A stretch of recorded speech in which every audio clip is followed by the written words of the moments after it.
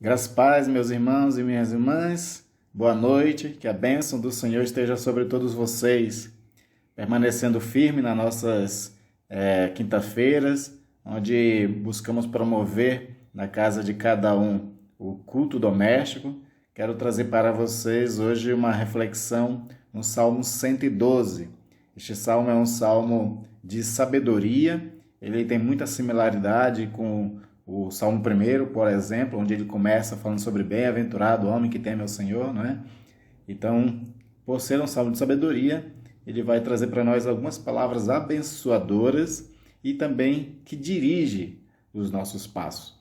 Eu quero ressaltar o versículo 1 e o versículo 7, porque aqui tem três coisas muito importantes. Ele vai dizer, bem-aventurado o homem que teme ao Senhor e se compraz nos seus mandamentos. E no versículo 7, ele vai dizer, não se atemoriza de más notícias, o seu coração é firme e confiante no Senhor. Então, essas três coisas que eu queria ressaltar inicialmente nesses dois versículos é sobre temer a Deus, se comprazer nos mandamentos, é praticar os mandamentos, a palavra do Senhor. E o terceiro, que está no final do versículo 7, é confiar no Senhor. Então, temer, praticar a palavra e ter fé, confiar no Senhor, são três características muito importantes para alcançar o que o Salmo 1 diz, a bem-aventurança, a felicidade. Algumas traduções traz felicidade, feliz é o homem que teme ao Senhor.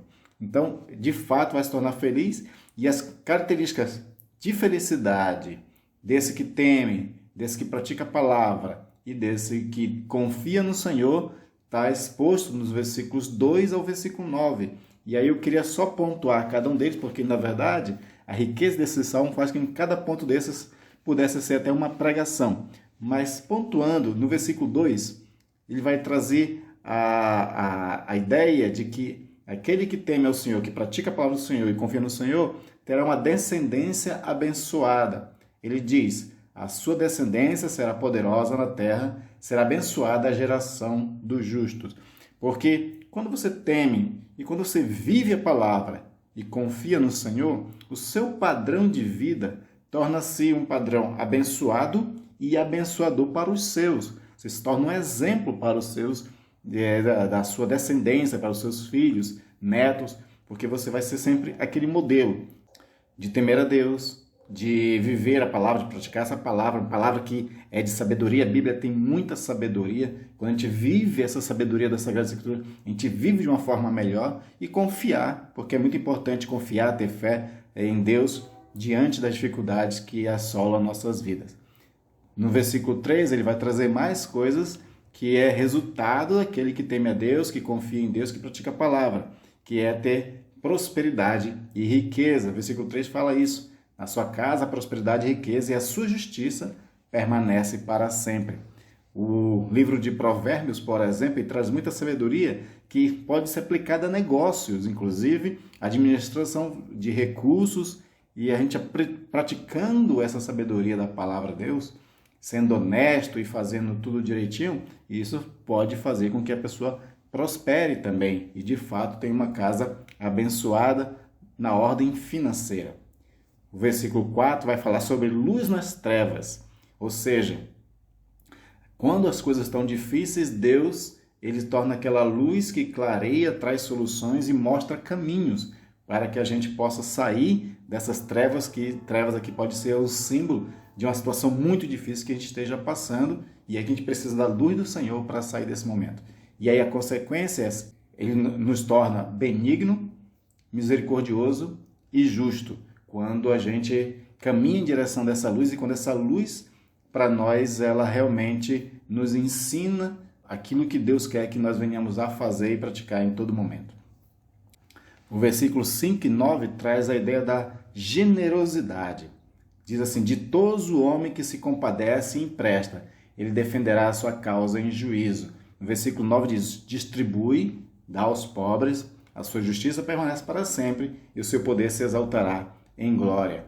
Ou seja, o texto está dizendo aqui que aquele que teme o Senhor, aquele que confia no Senhor, pratica a sua palavra, são pessoas generosas, pessoas que se compadecem, que é misericordiosa para aqueles que precisam. Muitas vezes a gente usa o argumento de que a gente não tem nem para nós mesmos, né? Mas eu lembro de um lema muito antigo do Exército da Salvação que ele dizia assim, que ninguém é rico demais que não possa receber e ninguém é pobre demais que não possa dar. O que vai diferenciar aquela pessoa que dá e aquela pessoa que não dá, na verdade, é a generosidade de coração e não tanto as posses. E a gente conhece muitas pessoas que mesmo tendo pouco são generosas e abençoam outras pessoas com pouco que tem. Às vezes ajuda não só de ordem financeira, mas principalmente ajuda também com outras formas, né? Cedendo o braço, cedendo a mão, fazendo alguma coisa, mesmo que não precise de dinheiro, mas que ajuda o próximo. Então, essas pessoas que fazem isso são as pessoas que temem a Deus, as que confiam no Senhor e as que praticam a sua palavra. No verso 6, ele vai falar que essas pessoas nunca serão abaladas, não será jamais abalada, será tido em memória eterna. Porque Deus não deixa que essas pessoas sejam abaladas, Deus conserva a mente e o coração dela. Paulo fala sobre isso, que Deus ele guarda nossos corações, a nossa mente, quando a gente confia inteiramente nele. E quando praticamos essas coisas, por sermos aqueles que temem, que confiam e fazem a palavra do Senhor, o texto está dizendo aqui que nunca seremos esquecidos pelo Senhor.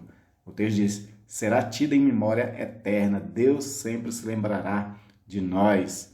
Deus ele se lembra daqueles que são seus, daqueles que praticam a justiça, que vivem a sua palavra, que confiam nele e que temem ele. Versículo 7 fala, por exemplo, também de que nós não se atemorizaremos das má notícias.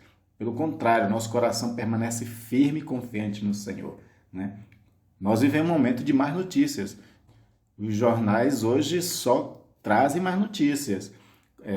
A pandemia, crise política, violência urbana.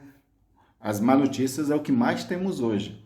Mas, se tememos no Senhor, confiamos no Senhor e vivemos pela sua palavra, nós não ficamos atemorizados. O nosso coração permanece firme por conta da confiança no Senhor, como está no versículo 7.